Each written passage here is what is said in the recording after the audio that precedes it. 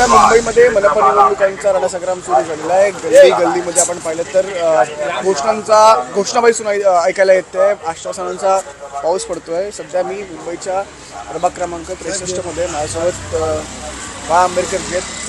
Sir, तुम्ही already इतके term तुम्ही नगरसेवक राहिलेले आहात, आज पुन्हा तुम्ही लढायला तयार आहात. काय तुम्ही तयारी केलेली यावेळेला? तयारी काय, मी गेली 10 वर्ष मुंबई महानगरपालिकेचा सदस्य होतो आणि पुन्हा एकदा मला उद्धव साहेबांच्या, आमचे पक्षप्रमुख आदरणीय उद्धव बाळासाहेब ठाकरे यांच्या आशीर्वादाने या प्रभाग क्रमांक 63मध्ये मला उमेदवारी मिळाली आहे. आणि ह्या प्रभाग क्रमांक 63मध्ये त्या अगोदर पण मी 2012 ते 17 नगरसेवक होतो. फक्त या प्रभागामध्ये आझादनगर 1, 2, सकारनगर आणि टेप दर्गा, श्रीरामवाडी हा विभाग येतो आहे. आणि मी ह्या विभागामध्ये जी कामं केलेली आहे 12-17ला, म्हणजे कॅप्टन सावंत मार्गाचं सिमेंटिंगकरण म्हणा, इकडे 2 गार्डन आहेत, Pramod Navalkar garden, Kamruddin merchant garden, त्यांचं सुशोभीकरण मी केलेलं. हफ्सा मस्जिद रोडवरती शहीद तुकाराम ओंबले गार्डन आहे, त्याचं सुशोभीकरण केलेलं. आणि या विभागात जे स्लम्स आहेत त्या स्लम्समध्ये पण मी बरीच कामं केलेली.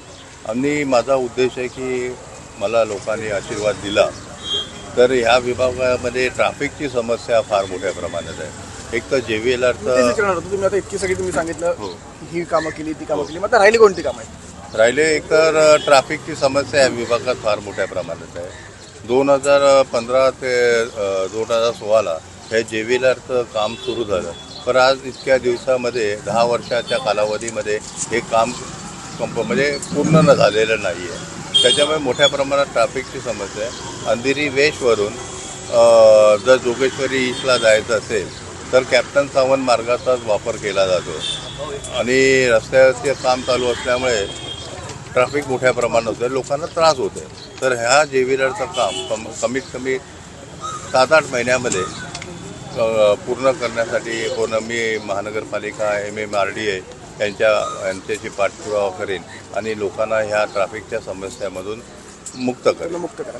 आता समोरचे जर आपण उमेदवार काही पाहिले तर रुपेश सावरकर समोर तुमच्या उभे आहेत, तरुण कॅन्डिडेट आहे. कुठे लोक तरुणांकडे आकर्षित होतात, तर तुम्हाला त्या गोष्टीची काही भीती आहे की तो एक तरुण असल्यामुळे थोडासा फटका बसू शकतो? नाही, भीती असं मला नाही आहे. बघा, महानगरपालिकेच्या निवडणुकीमध्ये वार्डामध्ये जो काम करतो, जो तरुण असू दे या वयस्कर असू दे, पण लोकांचं लक्ष असतं की आमची कामं कोण करणार. आणि जर नवीन उमेदवार समजा आला तर त्याला 2-3 वर्ष समजण्यामध्ये जातं आणि त्याप्रमाणे ती कामांना विलंब लागतो. आपल्याला माहिती आहे महानगरपालिकेच्या अधिकाऱ्यांची की आपल्याला एक्सपिरियन्स असेल तर आपण त्यांच्याकडनं काम करून घेऊ शकतो. आपण मग कसं डील करू शकतो तुम्हाला चांगलं माहिती असं म्हणतात? हां, मी विरोधी पक्षनेता होतो मुंबई महानगरपालिकेमध्ये, त्यामुळे मला महानगरपालिकांच्या अधिकाऱ्यांशी चांगले संबंध पण आहे. त्यांना माहिती आहे की अनुभवी म्हणजे हा उमेदवार आहे. आणि ह्या भागात आणखी एक मोठी समस्या आहे, ते म्हणजे ह्या भागामध्ये फायर ब्रिगेड स्टेशन असतानाही त्याचं काम झालेलं नाही. या वार्ड नंबर 63मध्ये चित्रकूट ग्राउंडमध्ये एक fire brigade station reserve plot आहे, पण ते इतक्या वर्षात अजूनपर्यंत झालेलं नाही आहे.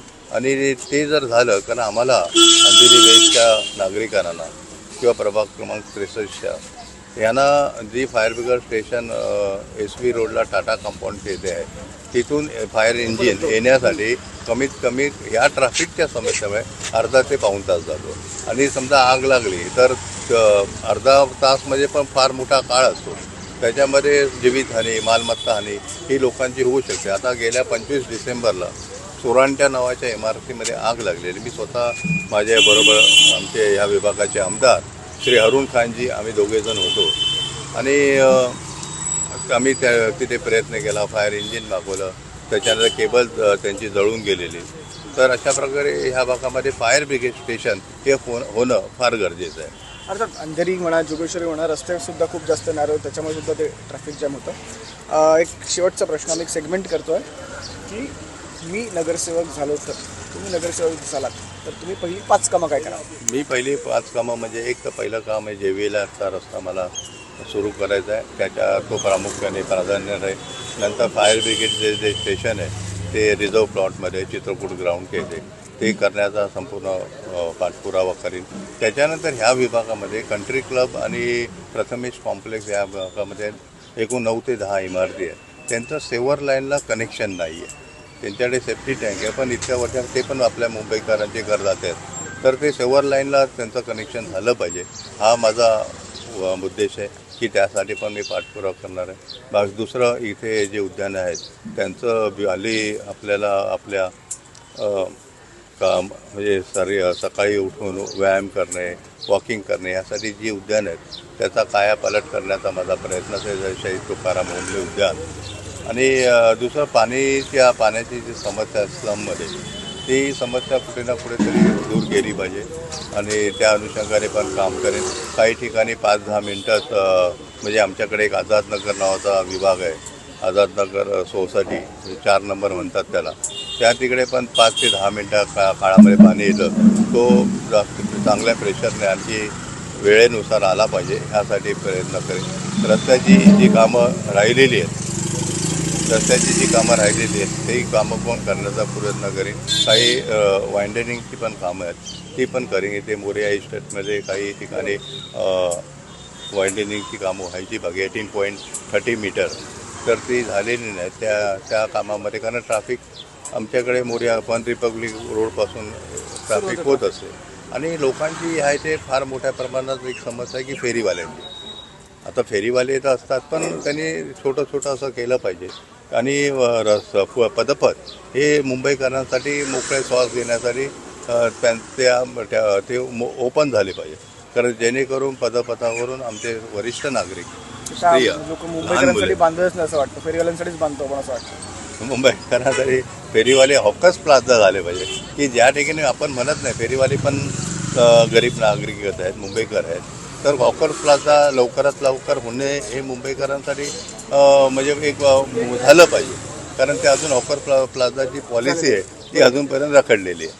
धन्यवाद सर आमच्याशी बोलल्याबद्दल. आपल्यासोबत बाळा आंबेडकर होते. अर्थात त्यांना खूप जास्त अनुभव आहे हे त्यांच्या एकंदरीत बोलण्यावरून आपल्याला कळलं आणि ते आता निवडून आल्यावरती काय करतील हे सुद्धा त्यांनी आपल्याला सांगितलं.